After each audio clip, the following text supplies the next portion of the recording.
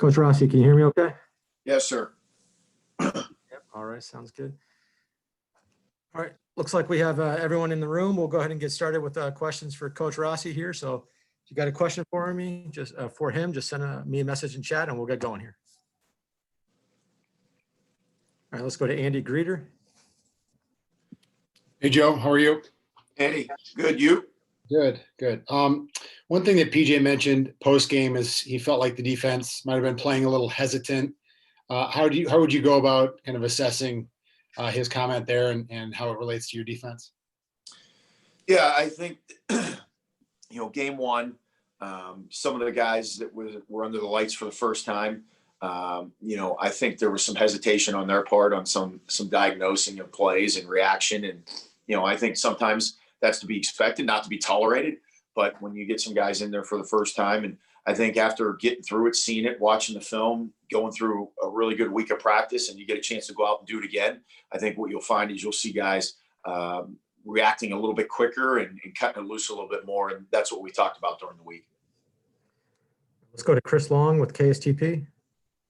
Hey, Joe, good to see you. Hey, kind of in that same vein, how do you keep guys from getting, I don't know that there has been a college football game that more players probably were anxious to play. How do you keep guys from getting frustrated with the way things panned out? Because we're not a result-oriented operation, just from like the beginning. That's not like after you play a game.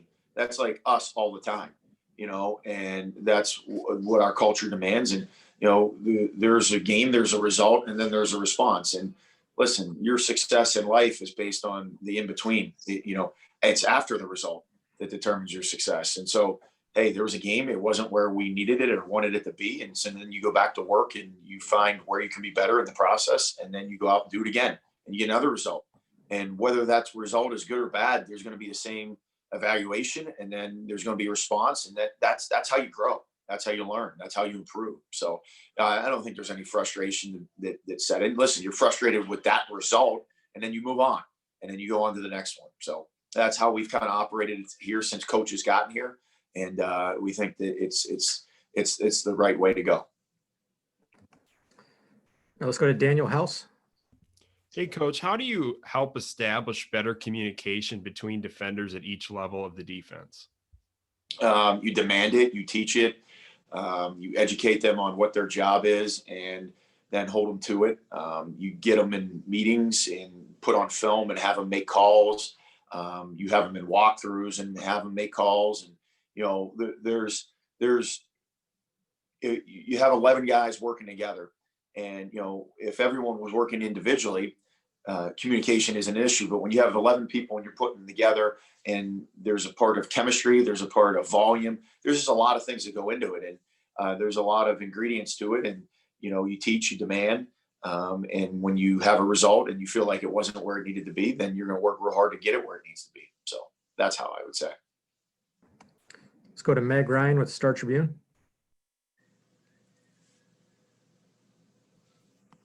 Hi, Joe. How are you? Hey, Meg, how are you? Doing okay, thanks. I wanted to ask you actually about, what's happening at Wisconsin. Obviously, they've got some COVID-19 positive tests, and then they had to cancel the game against Nebraska. And I'm just kind of curious from your perspective, how close are you guys kind of monitoring that, or I guess just what happens in the Big Ten and kind of what, positive tests or having to delay means? I'm just kind of curious your thoughts on what's happening. Well, the first thing is, we're in a short game week and, getting ready for number 2. And so we don't really pay much attention to much of anything other than the preparation for the game. I've heard about it. And, I think the thing that I would say is, Coach kind of talked from the very beginning of this season that this season was going to be unique and there were going to be challenges to it. And, there's always an unknown in a football season. And I think this year has a greater unknown than any football season that's been played in anyone's recent memory or lifetime. So it's the response. Like, there may be things that come along our way at some point, and then you have to be able to respond to it. And you can't be surprised to it. You got to do your best. We have plans in place for a variety of situations, whether it's players, coaches, staff, whoever it may be. And if something happens, we'll have a plan and we'll respond and we'll go to work. I think that's understood what 2020 is going to look like. Let's go to Blake with the Daily Gopher. Blake, go ahead. Hey, Joe. Cody Lindenberg, freshman linebacker, earned the start on Saturday. What did you see from practice to earn that starting nod, and how would you assess his play on Saturday? The thing that I think, he's got some length, he's got some speed, he's got some athleticism. He's a very good learner. He learns very well. And he's probably a guy that over the course of my career, probably on the top end in terms of his ability to learn and you teach him something on the board and he's able to go out and do it. Obviously, first game, there were some mistakes, but I thought he played well, and he has a very bright future. I think he key in diagnoses and sees things, and as you see him go, I think each week you'll see him make tremendous strides from week in, week out.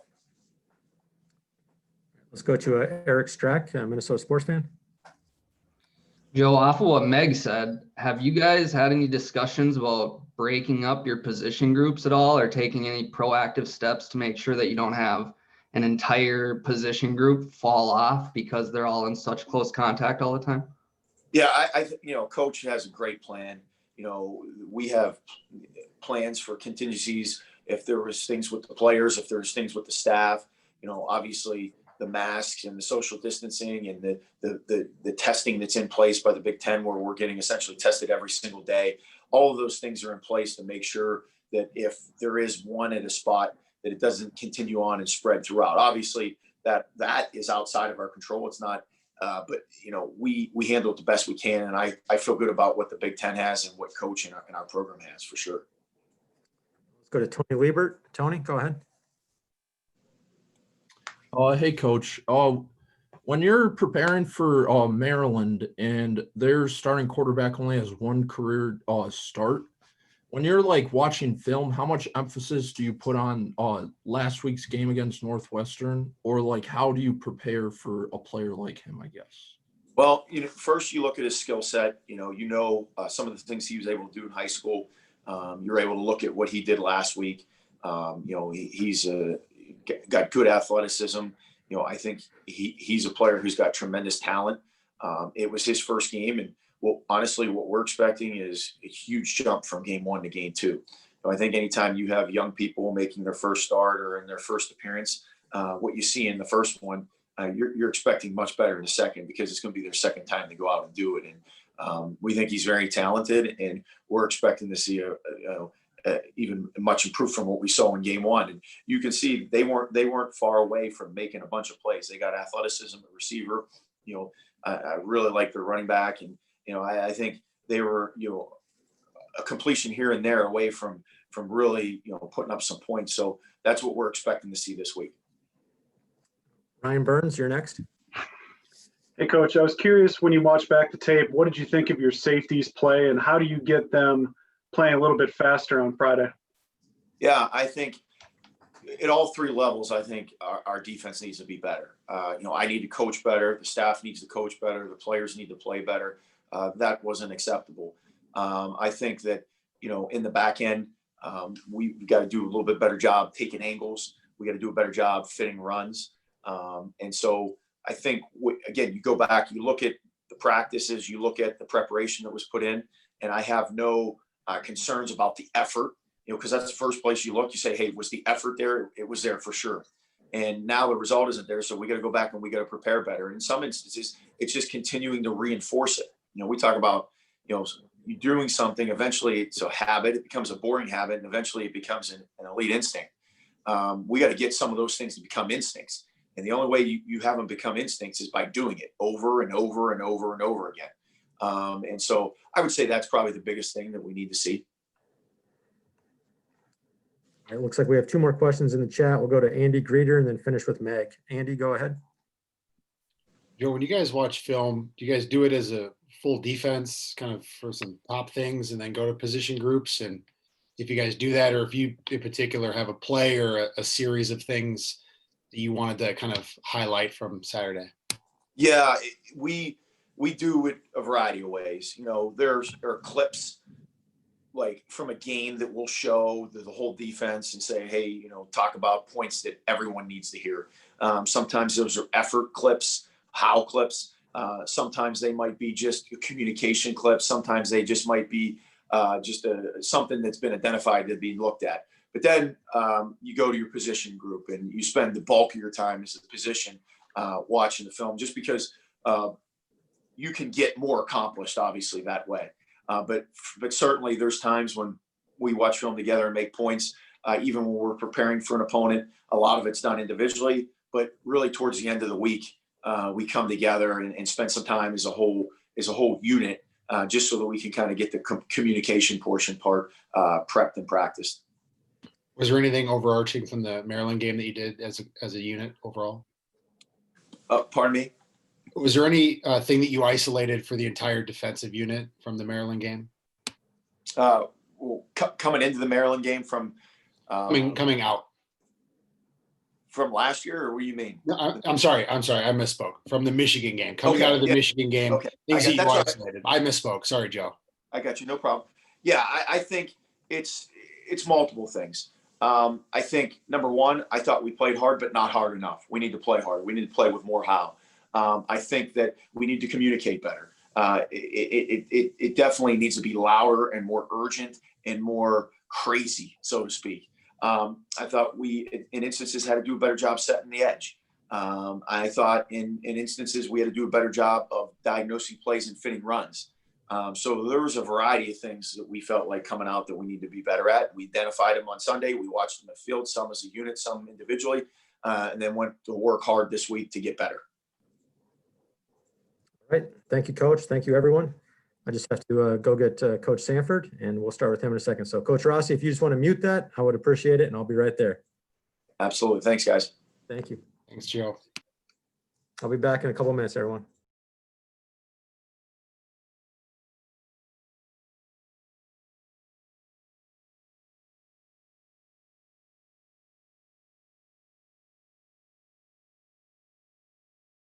Allison, Burns, your guys' looks on your faces when I was misspeaking, and you guys were like, what is going on? We knew what you meant. Yeah. Processed, and it was just like, I wanted to jump in and help you there. I know. Sorry, guys. Meanwhile, I'm just content to sit here and watch you burn. I was more excited Appreciate it, watching the Philadelphia cream cheese commercial going on behind Chris. Hey, we'll take all the viewers we can get, however we can get them. I was like, cheesecake.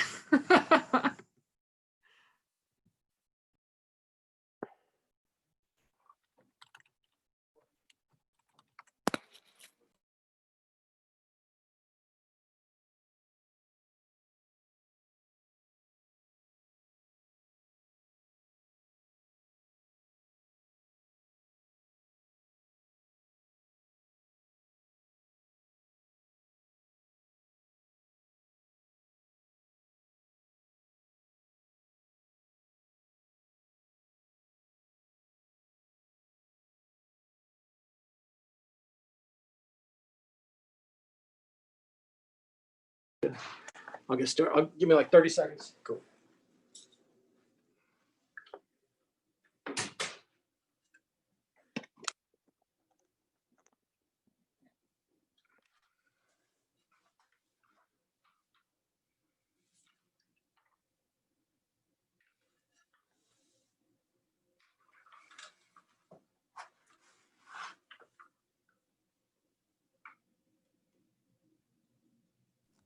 All right, just like that, we got Coach Sanford ready to go. So if you got a question for him, send me a message in chat. Chris Long, looks like you're first. Oh, sorry, Mike. Trying to get my mask off so you can hear me. Goodness gracious. We'll just go this way with it. Oh, man. We were making fun of Andy for a second ago. Now I'm going to hear about this one. There we go. How has Tanner Morgan responded? I mean, obviously he wasn't as sharp as he or you would like for him to be, but, we know him as being pretty resilient. What's been his response the last few days? Elite response in every way.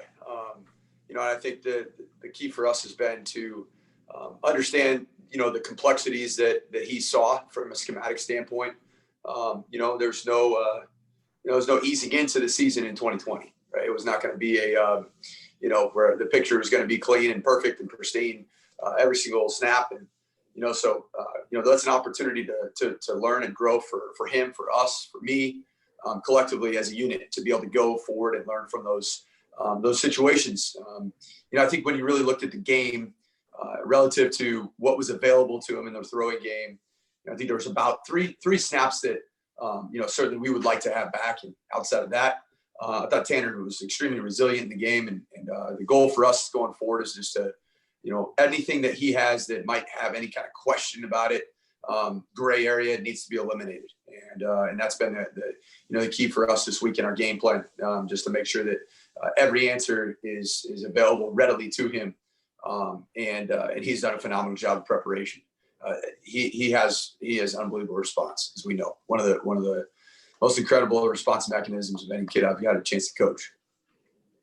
All right, let's go to Andy Grader. Hi, Mike. I just wanted to ask you about how you felt your first game was in Minnesota. What things that you liked, things that you felt like you could have improved on, just as a coordinator in your first time facing live bullets there. Yeah, obviously, I think the process of going through it is really what was important.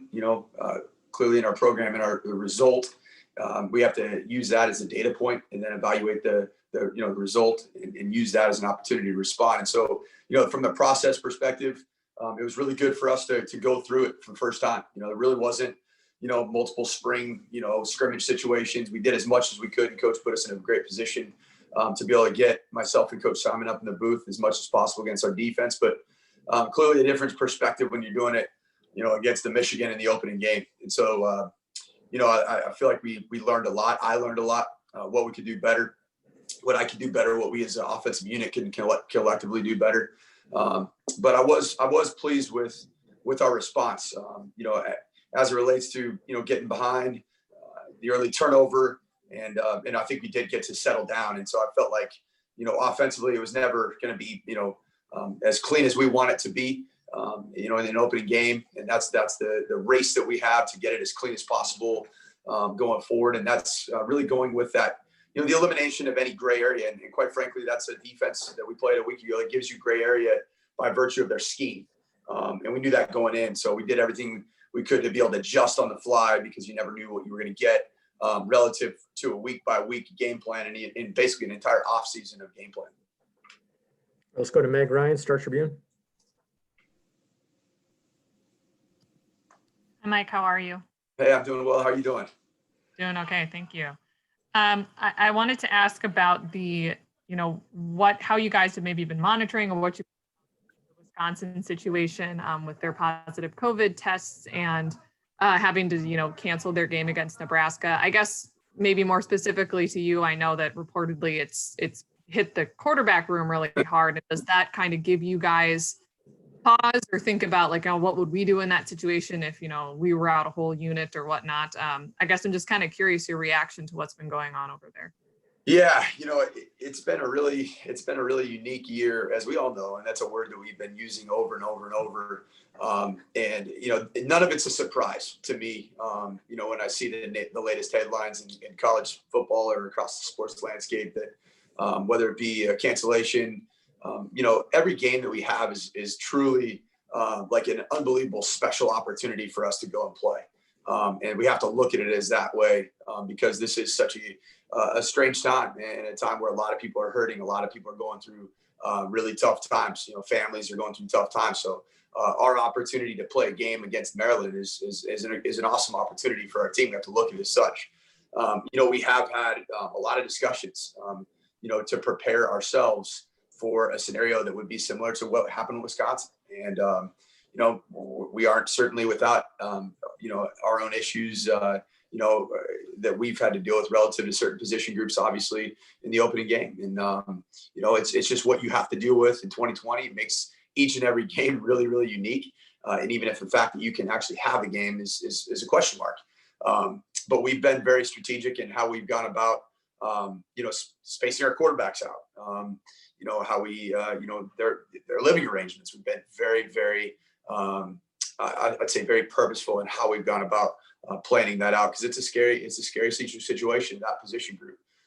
You can't, quarterbacks don't just, they're not created it, after training camp. You can't just go make one happen in a makeshift effort. So it doesn't surprise me at all, but I think we have some plans in place in case something were to happen.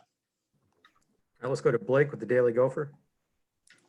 Hey, Coach, you were down a couple of stars on the offensive line with Curtis Dunlap and Daniel Falele out. So you had to do some shuffling of the offensive line. I'm curious how you graded their performance on Saturday and how difficult it is for a group like that to gel, having to move guys around a lot, even some of the more experienced guys. Yeah, I was really pleased with, just the response, the resolve. I think that's as good of a front as well, as you can go against in college football. I think Pro Football Focus had two of their defensive linemen, Hutchinson and Pay, as top 3 defensive linemen from last year, and they're returners.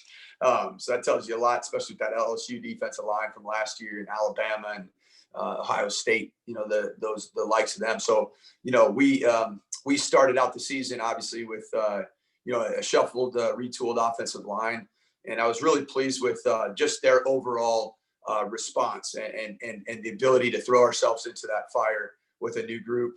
They're an awesome group. They've been trained exceptionally well by Coach Callahan. And I like what the future holds for that group. And I think that we're going to have to utilize, the results and the data point from the first game to be able to continue to evolve and use that to our process to continually to change our best. And I think we're in a good place to do that going forward. Let's go to Daniel House. Hey, Coach, how did you feel the first in-game play calling and communication dynamic felt between you, Matt, and Tanner on Saturday? I felt it was good. I felt like there was limited issues with communication. I think, like I've said in the past, you do have some challenges relative to going against the personnel and the scheme of that defense in the opening game. And, I love the fact that we were able to go through that together, against a very game opponent. And that'll be the case again this week. There's no defenses that you're going to play that are not from this conference, and Big Ten defenses are all really good. And so I was pleased with the communication, particularly between myself and Coach Simon. And it's going to be a continual process of changing our best from game to game and from day to day. And I think we know each other even more now. And Tanner knows me and I know him, and I know Matt, and Matt knows me even more now than we did certainly 6 days ago. All right, Ryan Burns, you're up next. And Mike, I was curious when you watched back the tape, what did you see that made you think you guys can improve in the red zone? You had one that you guys went for it on all 4 downs, didn't convert. You had it again at the 2. You have an illegal formation. You get backed up. You don't get 7 there. So when you watch things back, how do you guys continue to improve when the field gets short? Yeah, and I think we scored a touchdown on the formation, and I think it just comes down to us just knowing that those situations we have to be at our best, and our execution has to be even better, and our focus has to be elevated in our green zone situations, and that's important for us. And I think that's been a huge point of emphasis this week is to put our players in the best possible positions to be successful, but also just we have to execute in those situations. Our alignment, our assignment has to be of the utmost importance. If you take away the one penalty, we scored a touchdown on that play. It's a big swing in the game, a huge swing in the game early on. And we just got to continue to make sure that every single detail, every formation that we run, whether it be an exotic formation, that we have to align. We have to be in the best possible position to allow ourselves to execute and not have points come off the board. I think the other thing is, we got to continue to understand who we are and who our identity is. When we get into those situations, we got to rely on what got us there, and not create some a mythical offense that exists only in the red zone, in the green zone as we call it. But we got to go run what we run and execute what we do. Let's go to Randy Johnson, Star Tribune. Yeah, hi, Mike. How familiar were you with Mo Ibrahim as a player when you got here, and what has either impressed or surprised you about him?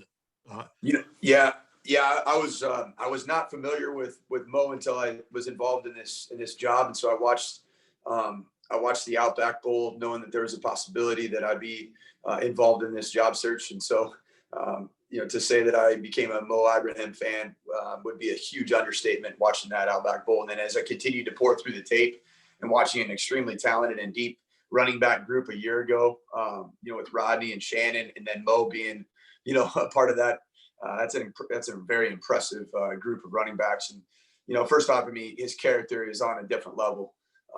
Sitting in Coach Burns' office earlier today, Mo just drops in, and just the kind of young man he is, the leadership that he possesses, and the way he practices is, he and Tanner are like one accord in terms of their preparation and their focus. And so it wasn't a surprise at all in terms of how he performed. And what I was pleased with is not only how he performed, but his leadership and his style of running, I think, has rubbed off on, Trayson Potts and Cam Wiley.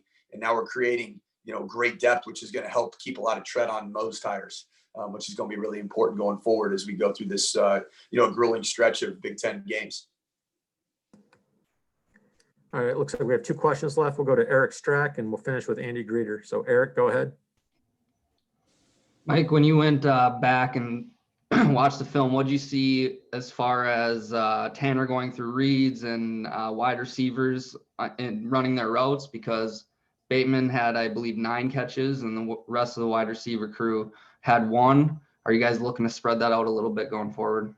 Yeah, I think you always have to understand that you got to get the ball in your playmakers' hands, and we certainly when you play a team with the personnel of who we played in our opening game, you got to make sure that you give your playmakers an opportunity to make plays, and we did that. But I think it is important for us to continue to spread the ball around and to spread the wealth, if you will. I think the tight end catches. The very first completion of the season was a tight end touchdown. I think which was really important. And Kristoff and Bell had 1 opportunity and made a huge play that really, I thought, allowed us to get some positive juice going as we drove that next drive. So I think it's going to be important to utilize more of that receiver room, to utilize more of that tight end room, and to utilize more of that running back room. And in that opening game, that first game, there's certain guys that are ready for that type of a moment, and they have to be the guys that are featured prominently, and we got to continue to get everybody else more involved. All right, last question, Andy Greeter. Mike, we saw some 2-back from you guys on Saturday. What do you like of that look with Trey and Mo on the field and the versatility it can give your offense? Yeah, I loved that. That's something that we spent some time in the off season looking into, and we did a staff evaluation of our personnel. And quite frankly, it was during the time when Rashada wasn't on our roster, and so we looked around and saw who some of our more athletic, tough-minded individuals are, and they were in the running back room. And so we spent a week really making sure that we have a very complete and thorough 2-back package to be able to utilize. And it was really nice to see it work. It was new. It was an evolution of the offense. That's what we're going to continue to do as we evolve offensively. Is we got to be able to execute to the best of what we have from a personnel perspective. And in a year of COVID and a lot of roster changes from week to week, you've got to be ready to adapt. And so we did that in the offseason, anticipating that there'd be some times where we wouldn't be without the tight end group, or we would be without the receiver group and the depth that we had there. Obviously, that's where it started. All right. Thank you, Coach. Thank you, everyone, for joining us. We appreciate your time. Thank you, guys.